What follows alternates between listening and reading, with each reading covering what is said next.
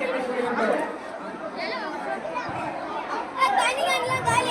சேர்ந்த சண்முகம், அஞ்சலா, ஹரிகரன், ரச்சிதா, சுஸ்மிதா இவர்கள் அனைவரும் இணைந்து ஆண்டவர் அன்னதானத்திற்காக செலுத்தியுள்ளார். அந்த குடும்பம் நல்ல முறையில் வளர்ந்து அந்த குடும்பத்தில் அனைவரும் எந்த ஒரு நோய் நொடி இல்லாமல் இருக்கவும் ஆண்டவரை பிரார்த்தனை செய்துள்ளோம்.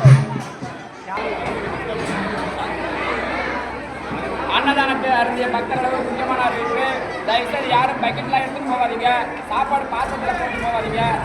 கண்டிப்பாக மீந்தோட நாங்களே ஒரு 6 மணிக்கு கூப்பிடுறோம். அப்போ எடுத்து பாத்திரம்